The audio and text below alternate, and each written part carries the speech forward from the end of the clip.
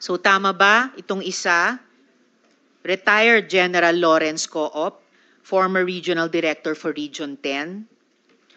Yung isa, Colonel Lemuel Gonda, Chief of the Regional Cybercrime Unit for Region 10. At yung isa pa, Colonel Aaron Mandia, former Cagayan City Police Director. Sila po ba ay mga kaibigan nyo? OK， 请看这个照片。那请问您跟他们这些国家警察局的一些官员，你跟他们有什么关系？您也是不是认识这些已经退休的警察，就是 Lawrence， 还有个 Colonel Lemuel Gonda， 还有这个 Colonel Aaron Mandria， 你是认识他们吗 ？Yes, I know Mic them. nyo please, Mr. Yang. Yes, I Pakibuksan know yung them. mic nyo. Nancy. Yes, I know them. You know them, all right. And paano nyo sila kilala? 请问您是怎么认识他们？因为我们在卡加园吧，我们有一个商会吧，商会就是有时候有跟这些有交往吧。就是在那个商会交往的时候，就会认识这些人嘛。有时候，比如说商会会去跟这些说一些那些治安的问题什么，有这些互相有交流吧，就大概这样认识。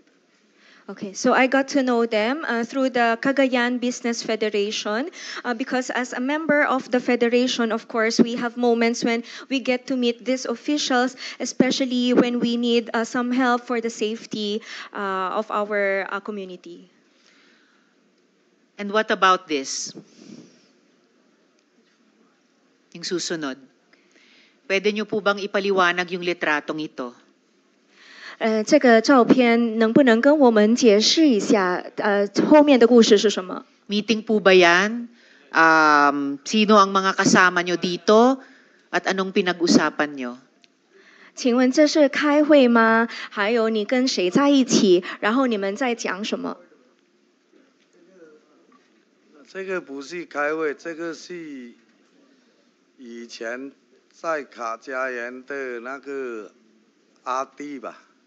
是警察长嘛，在卡加园，大家有去卡在 CDO 吧，认识吧。那他们是谁？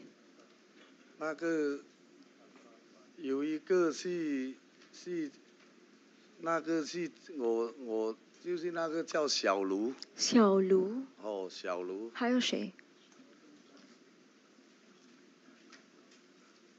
还有另外那个我看不大清楚，那个坐在我旁边的那个。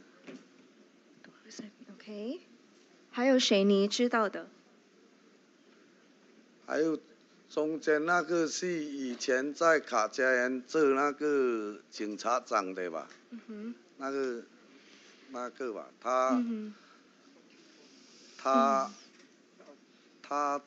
他做那个。警察长，我们去给他，好像说去拜访他，给他恭喜，就是去做客一下里面。做客。哦，没有其他的什么，没有其他的。Okay, so this photo is not actually a meeting. It was just us visiting the head of police in Cagayan during that time, who is seated in the center. Okay, and the other one that is beside me, I am not sure about his name. And there is also one that is Xiao Lu. Xiao Lu is also here. Who is Xiao Lu? On the right or on the left? Xiao Lu 在哪里呀？小卢就是在马尼拉的。他在这个照片在哪里？拍这个照片是去那个，就是那个以前的那个警察长的那个家里面。所以小卢在这里，在这个照片吗？啊？小卢在这个照片吗？什么？小卢，你刚才说那个名字小卢，就是在这个照片里面有一个叫小卢的。对对，就是他在哪里？就是在前面的。哦，就在前面的这个啊。Okay. Xiao Lu is the one in the front, seated Okay, in the front. on the right. And ano yung pangalan ng head of police Cagayan noon? 请问那个时候你说那个警长，就是 Cagayan 的警长，他叫什么？就是坐在中间的那个。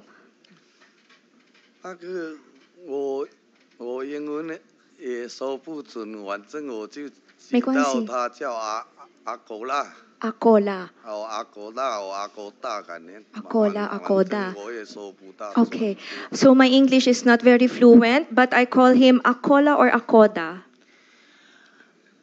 So that's, SP Pro Tempore has corrected you.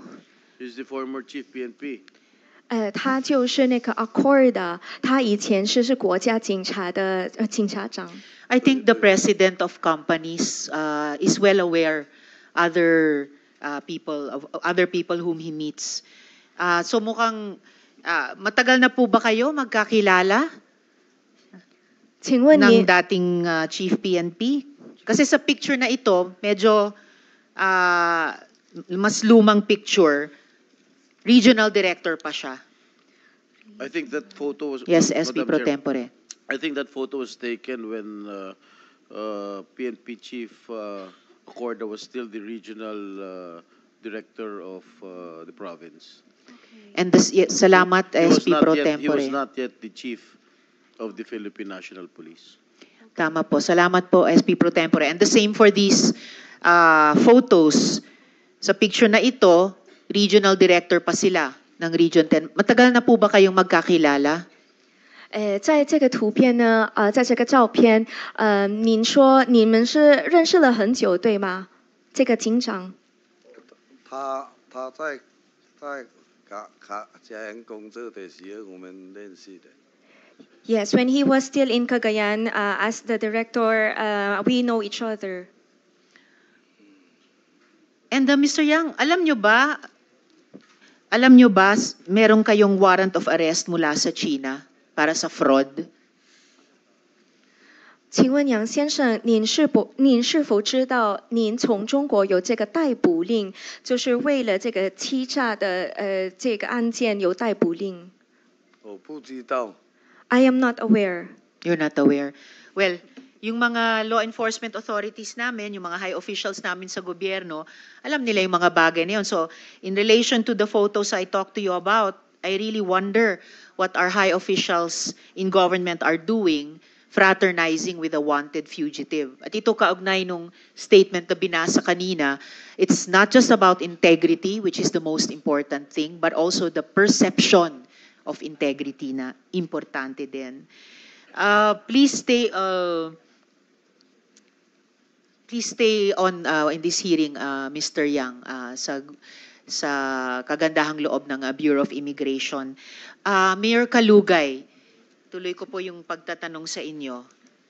Kilala niyo po ba si dating Chief PNP Acorda?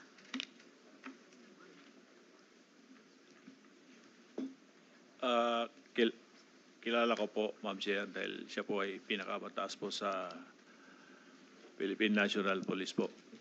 At paano niyo po siya kilala bukod sa bilang, alam nating lahat, dating Chief PNP natin, paano niyo siya in particular kilala?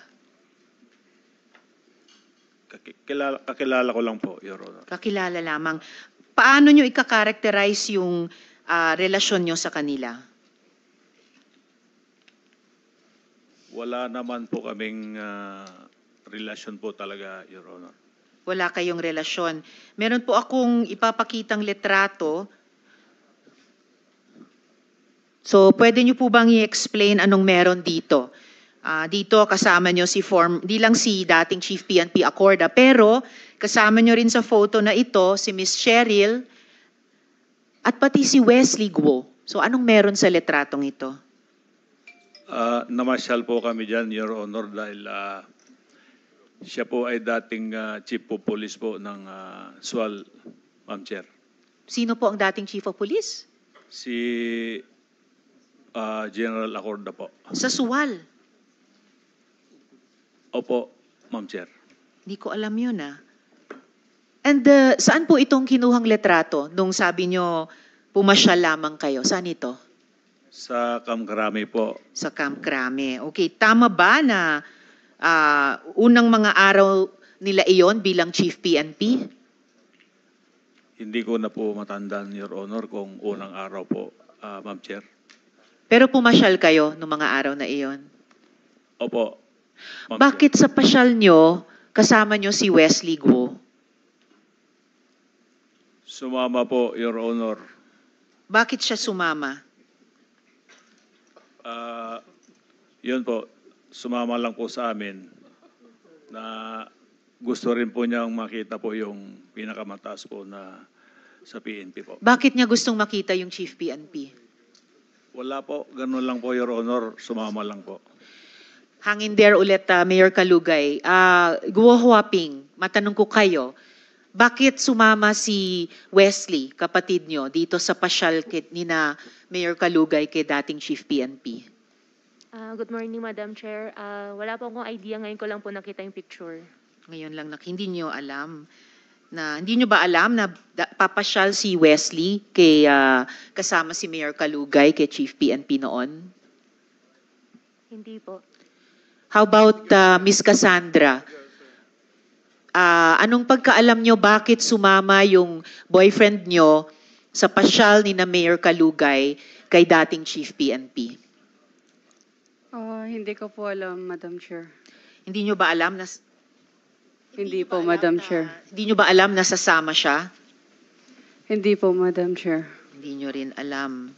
Ba't hindi kayo sumama dun sa pagpasyal kay Chief PNP?